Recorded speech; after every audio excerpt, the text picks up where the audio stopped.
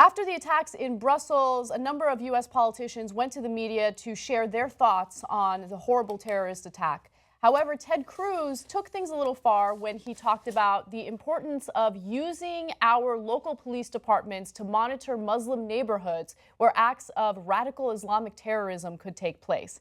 In fact, he was so aggressive in stating that he did get a little blowback, not only from Democrats or liberals. He got some blowback from the NYPD. In fact, he specifically mentioned the NYPD and how they were doing a controversial program in New York City where they would follow around perfectly innocent Muslims and monitor them to make sure that they weren't getting involved in anything questionable. Well, he has now gone on CNN to kind of talk about that a little more. Let's take a look at video number 9. Being afraid to confront what it is we're facing, being afraid to name it, that it is radical Islamic terrorism, has left us vulnerable to jihad, to acts of terror. Now, that does not mean targeting Muslims. It means targeting radical Islamic terrorism. And it is the heart of law enforcement and national security to prevent those who are waging war on you from actually carrying out their attempted acts of war. So the way that he frames that is really interesting, right? Because not only our local police departments, but we have the FBI and the CIA. We have federal agents that are specifically looking for radical Islamic terrorism in the country. It's not like, oh, there's radical Islamic terrorist behavior happening in these neighborhoods, and we're just kind of turning a blind eye to it. No, we have laws in place. We have actions in place to seek those people out. What he initially said is we should monitor these Muslim neighborhoods, which makes it clear that you consider all of these Muslims who haven't done anything wrong potential threats. Yeah, I'm pretty sure that targeting based on religion hasn't worked out well historically, but and the people who usually do that do come from the right wing, and they are scary folks. And so the whole idea that we're going to blame a group of people is not new. Donald Trump has done it, Ted Cruz has done it, and they have these ridiculous ideas that if you just say radical Islam, the problem will be solved. Well, you already said it 1,000 times, dude. Why isn't it solved yet? Right? And their idea of keeping people safe is going and isolating them, making them feel like they're not part of us. Well, that's brilliant. Yeah. That won't be counterproductive at all, will it? Well, I mean, in a lot of ways, unfortunately, in some pockets of Europe, that's what's happened. They feel more isolated, not assimilated into the culture, and then that produces worse results. In America, we've actually done a great job of assimilating Muslims into the American culture, and now Ted Cruz would like to come around and ruin that. Thanks, Ted. Yeah, I mean, look, in order to fight the terrorism that we're experiencing on an international basis at this point, you need to make allies, right? And the best allies to have are those Muslims who have been brutalized by ISIS themselves. These are people who want to deal with the same situation that we're worried about, right? They want to solve the problem. You don't solve the problem when you start antagonizing an entire group of people. You want to criticize the religion? That's fine, criticize the religion. But when you antagonize specific people and you make it seem as though they're all a potential threat, it's much more easier for a terrorist organization like ISIS to recruit young, impressionable Muslims. Why do you think all of these Muslim suicide bombers are in their early 20s?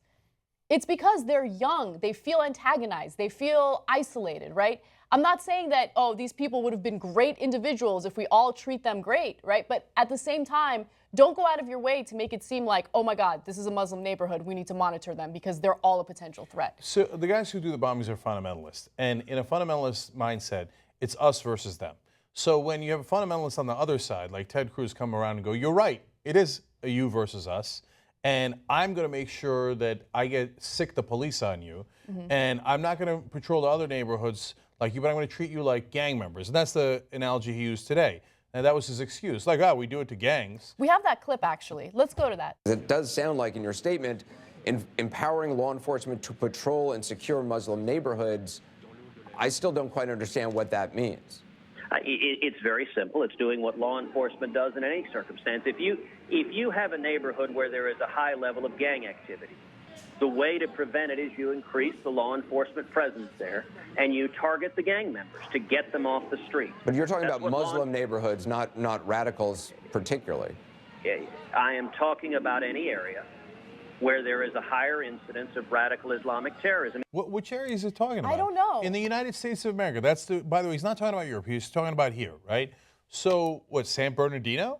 I mean, it was that one Muslim couple that did that in that area, are we going to go try to find other random Muslims in San Bernardino? Yeah. What a bizarre, that's not a place that has a high percentage of Muslims in America, let alone radical Muslims. Are we going to go to Dearborn, Michigan? But wait a minute. Yeah, there's a lot of Muslims there, but there haven't been any attacks from Dearborn, Michigan. You don't get to throw away like well-established laws because you're afraid or because you want to get the public paranoid about terrorist attacks, so you're fear-mongering. We have laws in place that state that authorities can investigate a situation when there's probable cause. If there's no probable cause, why would authorities just randomly go to a predominantly Muslim neighborhood and start monitoring them? Well, if you want to talk about the places where there's been high incidence of crime, like in his analogy of the gangs, well, we can go to places where there's been high incidence of mass shootings. Well, there's more mass shootings in states that allow looser gun laws. So should we start patrolling the South, patrolling Texas, patrolling these areas? I mean, that's where the mass shooters come from. That's where they come from, Ted. And we have a lot more mass shooters than we have terrorist activity. That's a bigger problem. Wouldn't you admit that's a bigger problem? You know it is, right? You know, as a matter of statistics, facts, etc. So let's go stalk your ass.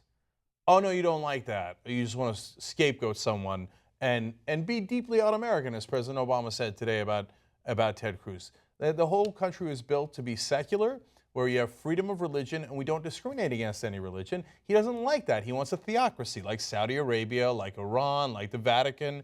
You know, some are better than others, but he wants a religious state. Well, then go live in a religious state, because this ain't one. Well, Obama did respond to him, and I want to give you guys at least a little bit of what he had to say. So let's take a look at video number 11. One of the great strengths of the United States, and part of the reason why we have not seen more attacks in the United States, is we have a extraordinarily successful, patriotic, integrated Muslim American community. They do not feel ghettoized. They do not feel isolated. Their children are our children's friends, going to the same schools. They are our colleagues in our workplaces. They are our men and women in uniform, fighting for our freedom. And so any approach that would single them out or target them for discrimination is not only wrong and un-American, but it also would be counterproductive, because it would reduce the strength, the antibodies that we have to resist terrorism. He's right about that. He's right about all of that. You know, as he was talking, I had a random thought, which when I thought about it, it's not that random. You know what's a common theme for all the Muslim radical terrorists that have done the bombings, the shootings, etc.? They don't have kids. Because he said their kids go to school with our kids. And that's such a great point. When your kids go to school with somebody else, you don't want to blow that school up. Right? You don't want to blow up those families. You don't want to blow yourself up, right? Most of the time, not every time, right? There have been some terrorists, obviously, who've had some kids. But then I thought about it, wait a minute now. If you look at all the mass shooters, almost none of them have kids. So maybe the answer is sex. Okay, the answer is always sex. But seriously, I mean, you're having a bad day, have some sex. And if you wanted to target anybody, apparently, whether it's terrorists or mass shooters, the group to target is young males. And that's exactly what happens. Again, I mean, I keep reiterating it, and people, for some reason, have this knee-jerk reaction as if I'm talking nonsense. It's logical. You antagonize young people, you make them feel like they're the others, right? And what do? They look for something that they can call a family, right? They want to be accepted. Everyone wants to be accepted. And so when you do ISIS's bidding, when you antagonize moderate, innocent Muslims who have no interest in the fundamental interpretation of the Quran, well, then you're doing ISIS's bidding. You're allowing ISIS to recruit these people. There's always going to be a certain percentage of people who are going to be maniacs, who are going to shoot up a movie theater or who are going to blow up an airport.